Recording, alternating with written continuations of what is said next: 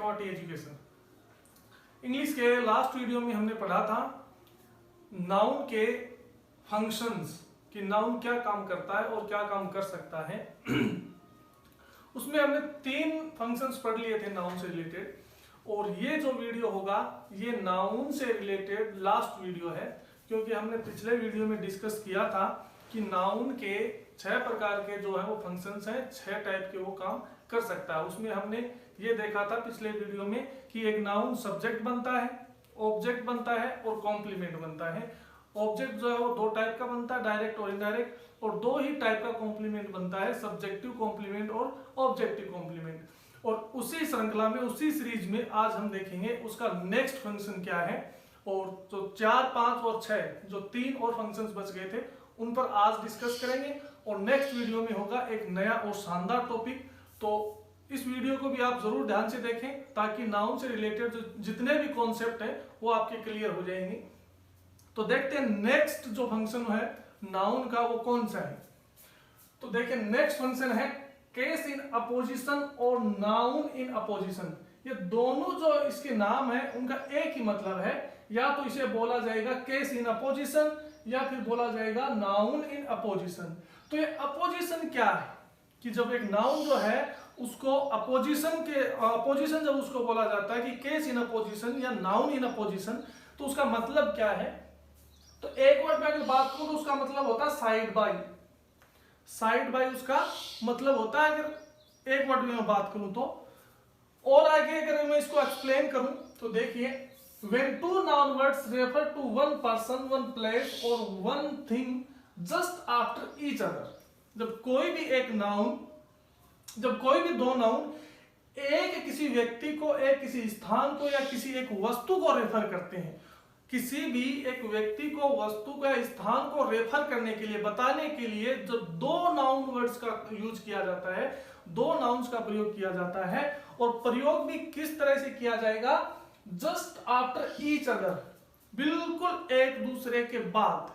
जब किसी एक व्यक्ति को, किसी एक वस्तु को या किसी एक स्थान को रेफर करने के लिए, उसको बताने के लिए जब 2 नाउन वर्ड्स का यूज किया जाता है, और सेंटेंस में उन 2 नाउन वर्ड्स का यूज इस तरह से किया जाता है कि दोनों एक दूसरे के बाद हो, एक के बाद दूसरा नाउन वर्ड हो, and there is no conjunction between them.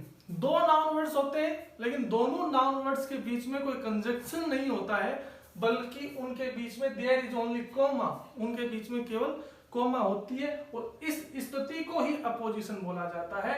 इस जो सिचुएशन ये बनती है उसे कॉल्ड केस इन अपोजिशन, उसी स्थिति को अपोजिशन बोला जाता है। कुल मिलाकर बात यह है कि ऐसे सेंटेंस में जब किसी कोई व्यक्ति हो, वस्तु या स्थान हो, कोई थिंग हो, प्लेस हो या कोई पर्सन हो, उसको रेफर करने के लिए जब 2 नाउन वर्ड्स को यूज किया जाता है और दोनों नाउन वर्ड्स को एक दूसरे के बाद लिखा जाता है, उनके बीच में कोई कंजंक्शन नहीं होता, उनको जोड़ने के लिए कोई भी जोड़ने वाला शब्द नहीं होता है, बल्कि उन दोनों के बीच में केवल एक कोमा का यूज किया जाता है, और उन दोनों का काम होता है किसी एक नाउन को रेफर करने के लिए, किसी एक व्यक्ति को, वस्तु को या किसी स्थान को रेफर करने के लिए। तो उस स्थिति में ये जो स्थिति बनती है ये केस इन अपोजिशन या फिर नाउन इन अपोजिशन कहलाती है। यहां पर एक इंपॉर्टेंट चीज जो आपको ध्यान रखनी वो है, the second noun shows case oblique noun in opposition. जब 2 नाउन वर्ड्स का यूज किया जाता है तो जो बाद वाला दूसरा जो नाउन वर्ड होता है वो अपोजिशन को शो करता है। पहले हमने बात ये कर ली कि किसी भी व्यक्ति को, वस्तु का, स्थान को रेफर करने के लिए 2 नाउन वर्ड्स का यूज किया जाएगा, दूसरे का यूज किया जाएगा बिल्कुल सटाकर, उनके बीच में किसी तरह का कोई कंजक्शन नहीं आएगा, बल्कि एक कोमा का यूज किया जाएगा, और इस स्थिति में जो बाद वाला जो नाउन वर्ड होगा वो इस अपोजिशन को दर्शाता है, और वही नाउन वर्ड जो होता है वो केस इन अपोजिशन में या नाउन इन अपोजिशन में होता है। इसको समझने के लिए देखिए एग्जांपल्स देखते हैं। रमेश माय फ्रेंड, तो यहां पर देखिए किसी पर्सन की बात हो रही है, किसी व्यक्ति की बात हो रही है, और उस व्यक्ति को इंगित करने के लिए 2 वर्ड, एक तो रमेश आया है और एक है माय फ्रेंड। जो रमेश है वही माय फ्रेंड है, वही मेरा दोस्त है। तो उस एक व्यक्ति को रेफर करने के लिए, उसको बताने के लिए दो नाउन वर्ड्स का यूज हुआ है, रमेश का और एक माय फ्रेंड का। Ramesh my friend is an honest man.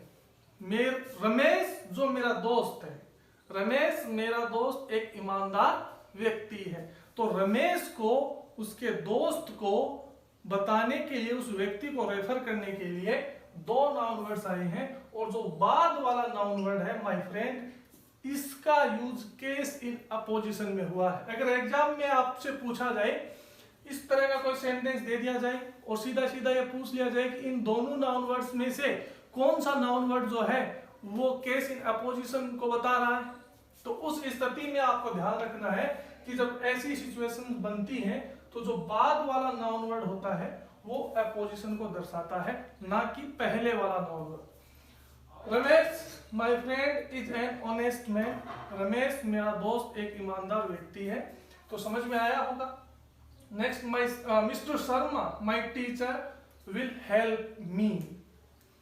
Mister Sharma मेरे अध्यापक, मेरे टीचर मेरी मदद करेंगे। तो देखिए यहाँ पर भी किसी पर्सन को रेफर किया जा रहा है और रेफर करने के लिए दो नाउन वर्ड्स, एक तो है मिस्टर शर्मा और दूसरा है हमारे पास माय टीचर। दोनों को एक के बाद दूसरे का यूज किया गया है और किसी एक पर्सन को रेफर किया गया है और दोनों के लिए, दोनों किसी एक के लिए ही है। और जो बाद वाला जो नाउन वर्ड है माय टीचर, ये यहाँ पर दर्शा रहा है केस इन अपोजिशन। थर्ड है I like Ram my friend. मैं पसंद करता हूं राम को जो मेरा दोस्त है। यहां पर भी देखिए किसी पर्सन को इंगित किया गया, राम और माय फ्रेंड। और जो बाद वाला माय फ्रेंड, ये यहां पर दर्शा रहा है केस इन अपोजिशन को शो कर रहा है। नेक्स्ट है Hari my son is a laborious boy. Hari मेरा लड़का, वो एक मेहनती लड़का है। तो यहां पर देखिए हरी और माय सन, ये दोनों एक ही पर्सन के लिए हैं और उन दोनों को किसी एक व्यक्ति को रेफर करने के लिए दो नाउन वर्ड्स का यूज किया गया है। और जो दूसरे वाला जो नाउन वर्ड है वो केस इन अपोजिशन को दर्शा रहा है। Narendra our leader is a good man. Narendra हमारा जो नेता है वो एक अच्छा आदमी है। यहाँ पर भी किसी एक पर्सन को रेफर करने के लिए दो नाउन वर्ड्स का यूज हुआ है और जो बाद वाला नाउन वर्ड है वो केस इन अपोजिशन दर्शा रहा है। बात करूं, last day I went Jaipur capital of Rajasthan. पिछले दिन यस्टरडे मैं जयपुर गया था और जो जयपुर है वो कैपिटल ऑफ राजस्थान, राजस्थान की राजधानी है। तो एक जगह को रेफर करने के लिए दो नाउन वर्ड्स का यूज हुआ है, एक तो यहाँ पर जयपुर और एक कैपिटल ऑफ राजस्थान। तो कैपिटल ऑफ राजस्थान जो है वो केस इन अपोजिशन को दर्शा रहा है। तो आई होप आप समझ गए होंगे कि ये जो नाउन वर्ड जो है, जो एक नाउन होता है वो किस तरह से केस इन अपोजिशन को शो करता है। तो हमने देखा कि सब्जेक्ट कैसे बनता है, ऑब्जेक्ट कैसे बनता है, कॉम्प्लीमेंट कैसे बनता है, और नेक्स्ट हमने देखा है कि एक नाउन जो है वो केस इन अपोजिशन को भी शो कर सकता है। अब बात करते हैं इसके नेक्स्ट फंक्शन के बारे में।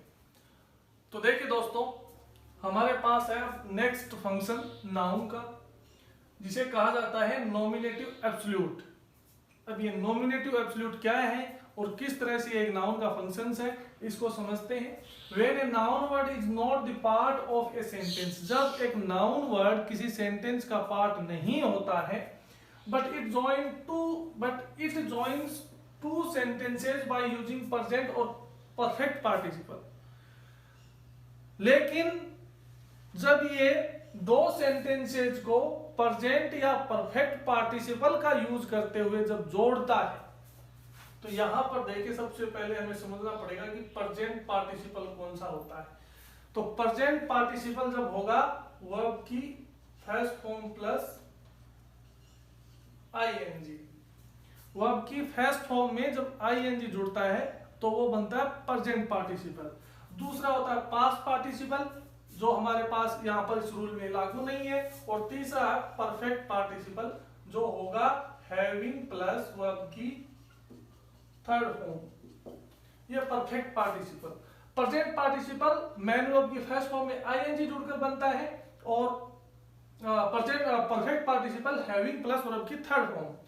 जब इन दोनों में से किसी एक पार्टिसिपल का यूज करते हुए जब कोई नाउन किसी दो सेंटेंसेस को जोड़ने का काम कर रहा हो, उसमें वो स्थिति नॉमिनेटिव एब्सोल्यूट की बनती है।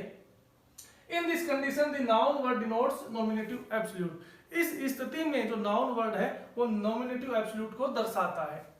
फिर से समझिए, जब कोई नाउन वर्ड किसी सेंटेंस का हिस्सा नहीं होता है, पार्ट नहीं होता है, बल्कि वो दो सेंटेंसेस को प्रेजेंट या परफेक्ट पार्ट से जब जोड़ता है, तो इस कंडीशन को नॉमिनेटिव एब्सोल्यूट कहा जाता है।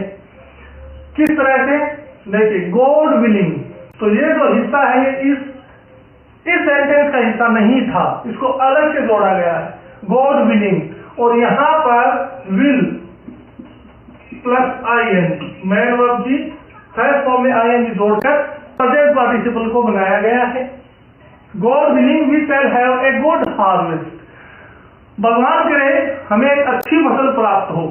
तो यहां पर जो ये गॉड है ये नाउन, इसके बाद मैन वर्ब की फर्स्ट फॉर्म में मैन वर्ब की फर्स्ट फॉर्म में आईएनजी को ऐड करने के बाद हमें प्राप्त हुआ प्रेजेंट पार्टिसिपल। अब यहां पर इस सेंटेंस को जोड़ने का काम कर रहा है ये जिरल, और उससे पहले नाउन आया है, और इसी स्थिति को कहा जाता है नॉमिनेटिव एब्सोल्यूट। नेक्स्ट है the building having caught fire, building में आग लग गई, all household burned to ash, सारा घर का सामान जलकर राख हो गया। तो यहां पर यह देखो, हैव मैन वर्ब की फर्स्ट फॉर्म में जोड़ा आईएनजी, प्रेजेंट पार्टिसिपल बना, और प्रेजेंट पार्टिसिपल बनने के बाद दोनों सेंटेंसेस को जोड़ने कर रहा है नाउन, और इसको कहा गया है nominative absolute. Next sentence, the sea being, तो यहां पर बी में जुड़ा है आईएनजी और बना being present participle. Sea smooth होने के कारण they went for a sail, वो एक सेल के लिए गए। और नेक्स्ट है द सन हैविंग राइजन, तो यहां पर देखिए प्लस मैन वर्ब की थर्ड फॉर्म परफेक्ट पार्टिसिपल, और दो सेंटेंसेस को जोड़ रहा है, वी स्टार्टेड आवर वर्क, और हमने हमारा काम। कोई एक नाउन किसी सेंटेंस का पार्ट ना हो, बल्कि उसे बनाया जा रहा हो, और उसके लिए दो सेंटेंसेस को जोड़ने के लिए मैन वर्ब में फर्स्ट फॉर्म में आईएनजी या फिर हैविंग प्लस मैन वर्ब की थर्ड फॉर्म पार्टिसिपल का प्रयोग करके दो सेंटेंसेस को जोड़ा जाता है। तो इसी स्थिति को कहा जाता है नॉमिनेटिव एब्सोल्यूट। ये 5वें नंबर का फंक्शन था नाउन का। अब देखते हैं लास्ट और छठे नंबर का सिक्स्थ जो फंक्शन है नाउन का, वो क्या है। तो चलिए दोस्तों देखते हैं last function of noun, sixth number का, नॉमिनेटिव एड्रेस। एड्रेस का मतलब यहाँ पर पता नहीं है आपका जो एड्रेस, वो नहीं, यहाँ पर इस एड्रेस का मतलब है संबोधन, किसी को संबोधित करना, किसी को आवाज देना, किसी का करना। तो एड्रेस, नॉमिनेटिव एड्रेस, किसी नाउन का यूज किया जाता है, तो उस एड्रेस बोला जाता है। ये noun that is used for everything, जब noun to denote the condition of nominative address, तो उस स्थिति में वो nominative address को शो करता है, डिनोट करता है, दिखाता है, दर्शाता है। जब किसी को संबोधित किया जा रहा है तो उस समय जो कंडीशन बनती है, और जो नाउन ये एड्रेसिंग का काम कर रहा होता है, तो नॉमिनेटिव एड्रेस किया जाता है। जैसे देखिए वेरी कम जो है, वेरी कम जो है, लड़कियों यहाँ आए, तो ये गर्ल्स जो है, तो जो गर्ल्स मतलब किसी को एड्रेस किया जा रहा है, जो लड़कियों में ग्रुप खड़ा है, इन सभी को आवाज देने के लिए कहा जा रहा है, उनको संबोधित किया जा रहा है, एड्रेस किया जा रहा है कि आप यहाँ आए। तो ये गर्ल्स जो है तो यहाँ पर एड्रेस का काम कर रहा है, तो ये बन गया nominative address. Boys don't like to night, और बॉयज को एड्रेस किया जा रहा है कि लड़कों आवाज मत करो, तो मत करो। तो यहाँ पर जो बॉयज है ये नॉमिनेटिव एड्रेस है। और लास्ट क्वेश्चन है राजू, राजू को कहा जा रहा है कि राजू यहाँ आओ, तो यहाँ पर भी एवरेज क्या जा रहा है, एवरेज। तो ये बन गया नॉमिनेटिव एवरेज। तो दोस्तों हमने 9 से शुरू करके 0 से शुरू करके अब लास्ट हमने 9 के फंक्शन की कर लिए हैं। तो आई होप आपके जो 9 का ये पार्ट था ये आपको जरूर समझ आया होगा और ये आपके लिए बहुत ही यूजफुल भी साबित होगा। आप अगर आपने पिछले वीडियो नहीं देखे हैं तो आप प्लीज डिस्क्रिप्शन में इसका लिंक दिया हुआ है और जाकर पिछले वीडियो भी देखें। हमने शुरू किया था 9 बेसिक से कि 9 कैसे लिखते हैं, कितने टाइप का होगा, किस प्रकार से आप ये डिटेक्ट कर पाएंगे कि कौन सा नाउन क्या काम कर रहा है। छोटी चीज से लेकर हमने पूरे नाउन के कॉन्सेप्ट को क्लियर किया है। आपको बड़े ही ध्यान से वीडियो देखना है और मैं उम्मीद करता हूँ आप जरूर कुछ नया सीखेंगे। इसी तरह आप अपना सपोर्ट बनाए रखें, वीडियो को ज़्यादा से ज़्यादा लाइक करें, शेयर करें अपने दोस्तों के साथ और जैसे भी आपके विचार हो हमें कमेंट बॉक्स में जरूर बताएं। मिलते हैं नेक्स्ट वीडियो में, तब तक stay safe, stay happy, good bye, जय हिंद।